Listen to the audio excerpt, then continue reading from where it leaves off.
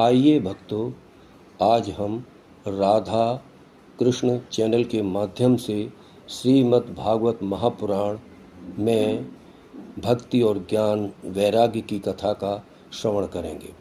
एक समय देवर्षि नारद मुनि पृथ्वी लोक में भ्रमण कर रहे थे।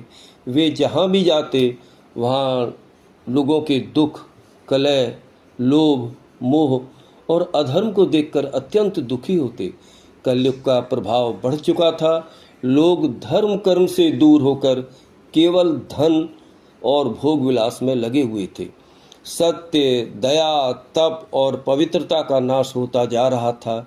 यह सब देखकर नारद जी के मन में चिंता उत्पन्न हुई कि संसार का उद्धार कैसे होगा। भ्रमण करते करते वे वृंदावन पहुँचे।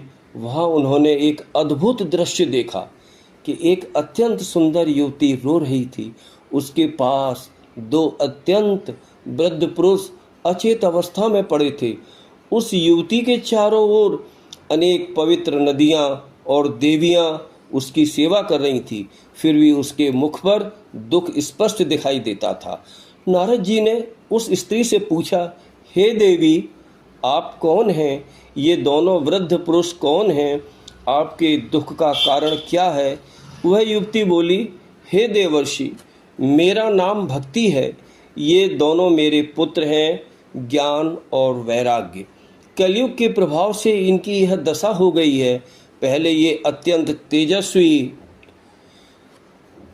तेजस्वी, बहुत ही प्रभावशाली और बलवान थे, परंतु जब लोगों ने इनका सम्मान करना छोड़ दिया है, लोग केवल विषय वासनाओं में डूब गए हैं।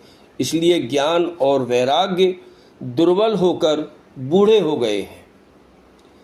भक्ति देवी ने आगे कहा कि मैं दक्षिण भारत में उत्पन्न हुई, कर्नाटक में बड़ी हुई, महाराष्ट्र में कुछ सम्मान मिला, परंतु गुजरात पहुँचते पहुँचते मैं वृद्ध हो गई।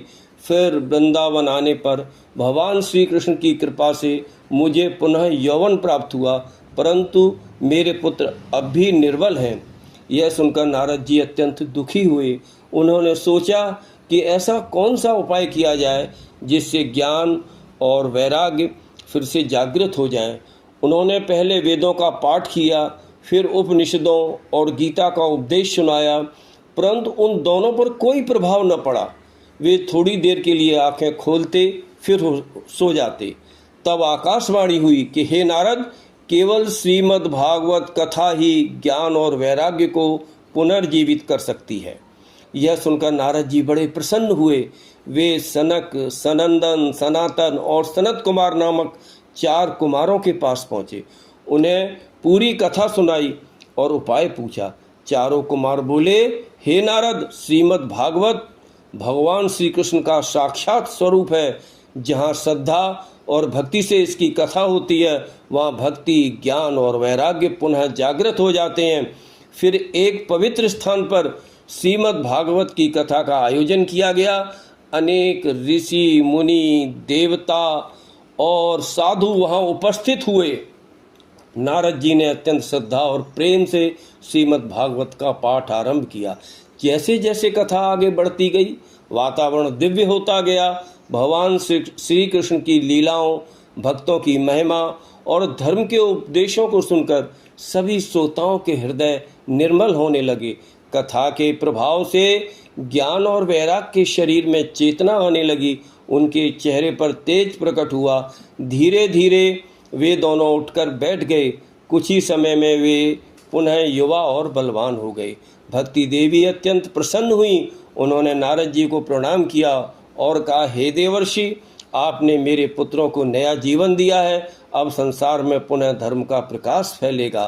तब सनत कुमारों ने कहा, कलयुग में केवल भगवान के नाम स्मरण, सत्संग और श्रीमद् भागवत की कथा से ही जीव का कल्याण संभव है। जो व्यक्ति श्रद्धा से भागवत कथा सुनता है, उसके हृदय में भक्ति उत्पन्न होती है। भक्ति से ज्ञान आता है और ज्ञान से वैराग्य उत्पन्न होता है। तब मनुष्य संसार के मोह से मुक्त होकर भगवान की भक्ति में लग जाता है।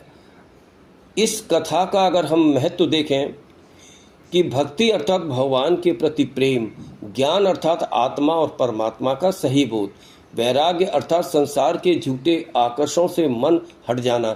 जहाँ सच्ची भक्ति होती है वहाँ ज्ञान और वैराग्य स्वतः आ जाते हैं, परंतु कलयुग में लोग केवल बाहरी सुखों में उलझ जाते हैं, इसलिए ज्ञान और वैराग्य दुर्बल हो जाते हैं। बोलो श्री कृष्ण भगवान की जय।